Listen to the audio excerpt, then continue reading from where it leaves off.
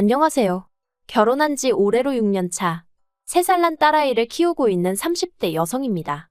제가 오늘 이렇게 글을 쓰게 된 건 염치가 뭔지 모르는 듯한 신우와 어머님 때문이에요. 사실 신우랑 어머님이 어떻건 간에 남편만이라도 제정신이면 제가 이렇게 글을 쓰는 일까진 없었을 텐데. 팔은 안으로 굽는다더니 남편도 은근슬쩍 신우랑 어머님 편을 드는 게 아주 꼴사나워 죽겠네요. 그런데 제가 이혼하자니까 그건 또 못한다고 징징거리고. 사람 성품이 나쁜 건 아닌데 맺고 끊는 걸 잘 못하다 보니 그 여파가 전부 다 저에게 오는 듯합니다. 남편하고는 지인의 소개로 만났지만 바로 연애를 시작한 것은 아니었어요. 당시 남편이나 저나 직장을 다니는 회사원이었는데 둘 다 워낙 일이 바쁘다 보니 서로를 알아갈 만한 시간적 여유가 없었거든요. 그래서 거의 서로 연락처만 가지고 있는 수준으로 1년이란 시간을 흘려보냈다가 우연한 계기로 다시 연락을 주고받기 시작했고, 그리고 이후로 급속도로 가까워져 연인이 되었네요. 연애하는 동안 어느 다른 연인들처럼 저희도 별것도 아닌 일로 다투기도 하고 마음 상해하기도 하고. 하지만 헤어진 애만의 그런 소리까지 해본 적은 없어요. 보통은 한두 시간 내에는 풀리고 길어도 하루 이상을 가지 않았죠. 말 그대로 남들 하는 만큼의 평범한 연애를 했어요. 그리고 사귄 지 1년 반이 지났을 무렵 남편이 장미꽃 한 다발을 내밀며 프로포즈를 해와서 결혼까지 약속하게 되었죠. 그때만 해도 정말이지 제가 남편과 이혼까지 생각하게 될 줄은 몰랐다니까요. 결혼할 때 양가로부터 받은 도움은 없어요. 원래는 친정에서 5천 해주신다고 했고 시댁에서도 그러면 똑같이 5천을 맞춰주시겠다 했었는데 신우가 말 그대로 미쳐날뛰었거든요. 신우는 남편보다 2살 어렸지만 혼전 임신을 했던 탓에 남편보다 한참 일찍 시집을 갔어요. 그리고 그때 어머님이 혼전 임신으로 시집가는 딸이 너무 미워서 한 푼도 안 해주셨다고 들었습니다. 어머님 말씀으로는 혼전 임신이고 뭐고 당신은 당신 딸밖에 안 보였기에 애지우고 결혼하지 말라고 하셨었대요. 그런데 신우가 그런 어머님의 마음을 몰라주고는 어머님더러 사람도 아니라면서 딸이 차마 엄마한테 할 소리가 아닌 말들을 퍼부어댔었다네요. 남편 말로는 거의 쌍욕 수준이었다고요. 결국 그때 어머님과 신우의 감정에 골이 있는 대로 깊어져서 어머님이 한 푼도 안 해주셨던 건데 신우가 그 이야기를 들먹이며 왜 자기는 해줘놓고 오빠만 해주냐면서 아주 중내산의 난리가 났던 거죠. 참고로 저는 결혼하고 나서야 신우 성격이 말 그대로 핵폭탄급이라는 걸 알았어요. 아무튼 그래서 남편이 그냥 자기도 한 푼도 안 받고 결혼하겠다 했고 저는 시댁에서 하나도 안 해주신다고 하니 친정에도 그럼 손 벌리지 않겠다 뭐 그렇게 얘기가 된 거예요. 그리고 솔직히 저도 사람인데 처음엔 이런 상황 자체가 어이가 없기도 하고 짜증도 나더라고요. 1억이란 돈이 적다면 적은 돈이지만 그래도 그 돈이 있고 없고에 따라 저희 부부의 출발선이 달라질 수도 있었으니까요. 하지만 지금은 솔직히 안 받길 잘했다는 생각이에요. 덕분에 양가 부모님께도 좀 더 떳떳한 기분이고 지금 저희가 이뤄놓은 것에 대해서 자부심이 있거든요. 그리고 무엇보다도 결혼하고 나서 시부모님 생활하시는 걸 이렇게 저렇게 보니까 남편 말과는 달리 노후 준비도 제대로 되어 있지 않은 듯해요. 그러니 여러 가지로 안 받길 잘했다 싶은 거죠. 저희는 있는 돈 없는 돈 전부 다 끌어다가 수도권에 아파트를 구해 신혼생활을 시작했습니다. 신혼은 신혼대로 즐기되 1년 안에는 아이를 갖겠다는 계획도 세웠고요. 딸이든 아들이든 그런 건 중요한 문제가 아니었어요. 그런데 어째서인지 2년이 지나도록 도통 임신이 되질 않았습니다. 딱히 피임을 하는 것도 아니었는데 말이죠. 결국 도저히 안 되겠다 싶어서 남편하고 같이 병원을 찾았는데 병원에서도 이렇다 할 원인이 안 보인다 하니 이제 와서 말이지만 그때부턴 정말 하루하루가 피가 마르는 기분이었습니다. 그리고 그 스트레스가 이만저만이 아니었던 건지 결국 하루는 제가 출근하는 버스에서 기절까지 했네요. 다행히 어딜 다치지는 않았지만 양가 어른들도 그렇고 당사자인 저나 남편까지 큰 충격을 받았죠. 그리고 며칠 뒤 남편이 당분간은 몸과 마음을 돌보며 엄마가 될 준비를 하는 게 어떻겠냐며 퇴사를 권하더라고요. 솔직히 처음엔 남편이 너무 이기적이란 생각도 들었고 상황 자체가 짜증이 났어요. 하지만 남편은 정말 제가 걱정돼서 꺼낸 이야기였다는 걸 알았기에 결국 남편과 상의 끝에 저는 퇴사를 했습니다. 이후로는 집에서 잘 자고 잘 먹고 돌이켜 생각해보면 사회생활 시작한 이후로 그렇게 늘어져 있어 본 적이 없었던 것 같아요. 아무튼 그리고 정말 놀랍게도 저는 퇴사 3달 만에 임신을 하게 되었습니다. 그리고 눈에 넣어도 아프지 않을 딸을 낳게 되었죠. 자식을 키우는 게 쉬운 일이 아니라는 건 이미 너무 많이 보고 들어서 알고는 있었지만 그래도 말 그대로 장난이 아니더라고요. 누가 애만 봐준다고 하면 그냥 차라리 하루라도 빨리 출근을 하고 싶은 기분이었달까요?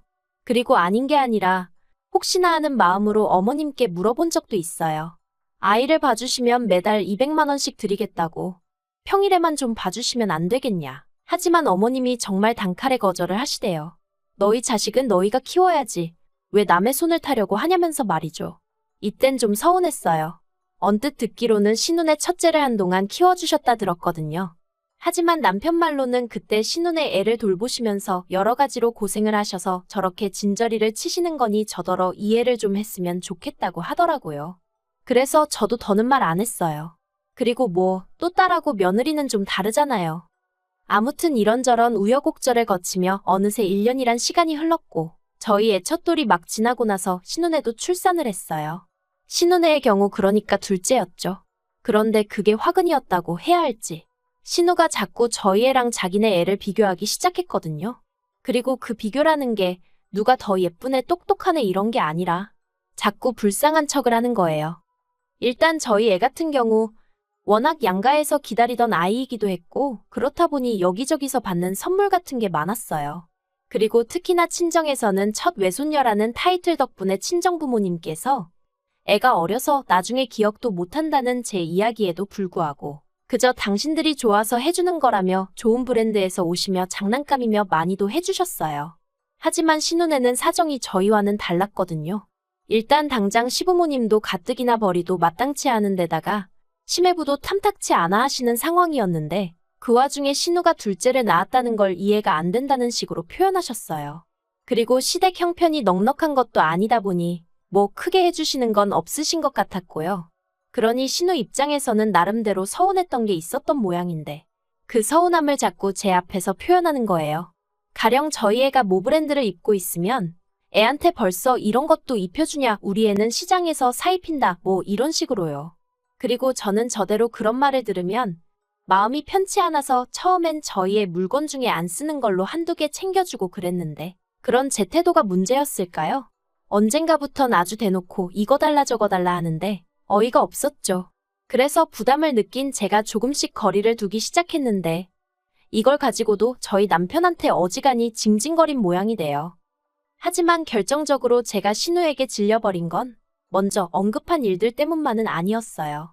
어디서부터 어떻게 이야기해야 하나 싶은데 지난 설 어쩐 일로 시매부는 그쪽 본가에 간다 하고 신우는 애들만 데리고 친정, 그러니까 저한테는 시댁이죠. 아무튼 왔더라고요. 그리고 그때 둘 사이에 무슨 일이라도 있나? 잠깐 생각은 했었는데 아니나 다를까 얼마 지나지 않아 신우랑 시매부 사이가 좋지 않다는 이야기가 조금씩 들려오대요. 하지만 아무리 신우네 이야기라고 해도 엄연히 남의 집 가정사였던 만큼 남편에게 따로 뭘 묻고 그러진 않았어요. 제가 워낙 남의 이야기에 그것도 안 좋은 이야기면 더더욱 관심을 갖는 성격이 아니거든요. 그런데 알고 보니 시매부한테 여자가 있었다대요. 같은 회사에 다니는 젊은 아가씨라나 뭐라나. 그 아가씨도 제정신이 아닌 거죠. 저희 시매부라지만 참으로 별 볼 일 없는 유부남인데. 아무튼 그래서 시매부가 이혼하자고 그랬나 봐요. 애들은 자기가 키울 테니 재산만 받고 이혼해달라고요. 그런데 신우가 자기 재산 필요 없다고 애들만 달라고 했대요. 양육비도 안 받겠다면서요. 솔직히 그 이야기 듣고 어이가 없었어요. 재산이 애들보다 더 좋다 뭐 그런 건 아니지만 도대체 무슨 생각으로 돈도 필요 없다, 애들만 달라 그런 건가 싶어서요. 요새 애들 키우는데 돈이 한두 푼 드는 것도 아닌데. 아무튼 그렇다고 마음 떠났다는 남자 붙들고 살라고 할 수는 없잖아요. 신우랑 제 사이가 그런 조언을 주고받을 관계도 아니고. 그래서 저는 아무 말도 안 했고 아무튼 그렇게 두 사람이 이혼을 했어요. 그런데 그 두 사람의 이혼이 제 결혼 생활에도 영향을 미칠 거라곤 그땐 미처 생각지 못했습니다. 신우는 결혼 이후로 계속해서 전업주부로 살았고 그랬기에 딱히 경력이라던가 내세울 게 없었어요. 그러니 이혼 이야기가 오가기 시작한 무렵부터는 정말 이혼하게 되면 뭘 해먹고 살아야 하냐며 이래저래 고민이 많은 눈치였죠. 그래서 한 번은 보다 못한 제가 지나가는 말로 기술이라도 배워두면 좋지 않겠냐니까 어느 세월에 뭘 배워서 돈을 버냐며 오히려 짜증을 내대요. 좀 황당했죠. 기술도 없고 경력도 없는 자기를 그럼 누가 써줄 거라고 생각하는 건가 싶어서. 하지만 평양 감사도 본인이 싫으면 그만이라고 그냥 무조건 싫다는 사람한테 제가 무슨 말을 더 하나 싶더라고요. 그래서 저도 더는 아무 말도 안 했어요. 그리고 다행히 얼마 후 신우 사는 동네에 엄청 큰 마트가 오픈을 해서 거기서 계산원으로 일을 하기로 했다대요. 그렇게 이제 그런대로 정리가 되었나 했는데 신우가 계산원으로 일한 지 한 달이나 됐나 싶은 무렵 때려쳤다는 소식이 들려왔어요. 자기가 아무리 계산해봐도 시간당 10,000원 받아가면서 애들 키울 돈을 못 벌 것 같아서 관뒀다고요. 어이가 없고 기도 안 차대요. 하지만 신우는 계속해서 이렇게는 못 산다며 말 그대로 지잘났다고 떠들어대더니 이달 초 자기가 밤에만 일하고 대신 한 달에 400만 원씩 받을 수 있는 일을 찾았답니다. 당황스러웠죠. 어떤 일이 밤에만 일을 하는데 400씩이나 주나 싶은 게. 그리고 이내 안 좋은 생각이 들어서 저랑 남편이 신우를 붙들고 도대체 무슨 일이냐 몇 번이나 물었는데 입을 정말 딱 다물고 죽어도 말을 안 해주는 거예요. 한다는 말이라곤 남 부끄러운 짓은 안 한다. 합법적인 일이다. 아니 다 큰 성인이 말을 안 해주는데 저희가 뭘 어떻게 할 수 있었겠어요.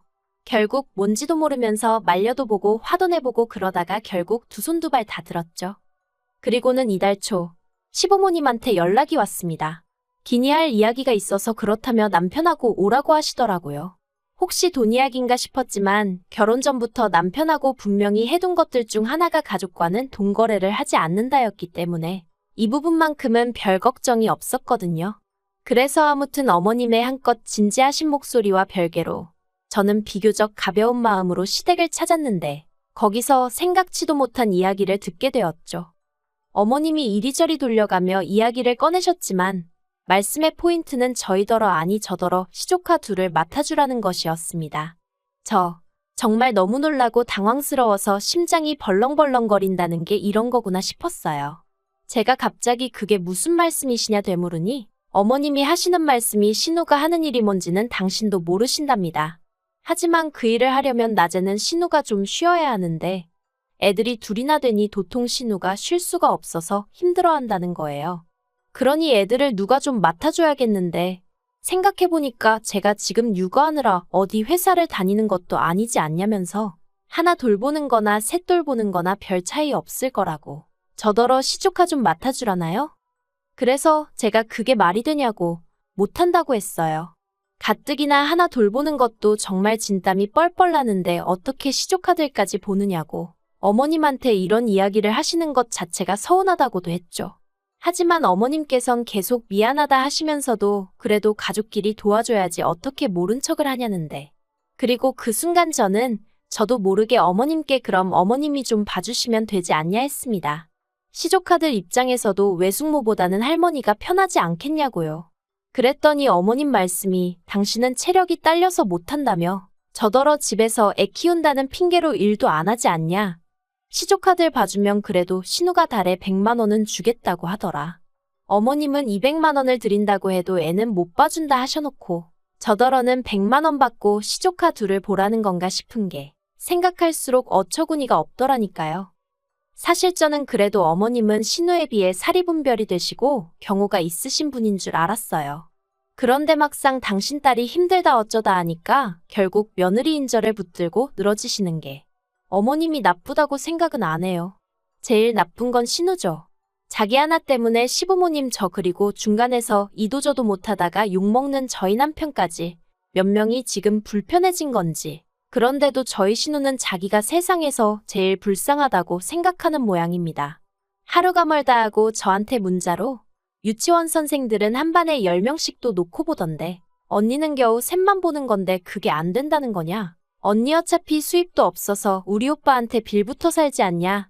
우리 애들 봐주면 내가 100만 원씩 준다는데 돈 벌기 싫은 거냐? 별의별 헛소리를 짓거려대고 있고요.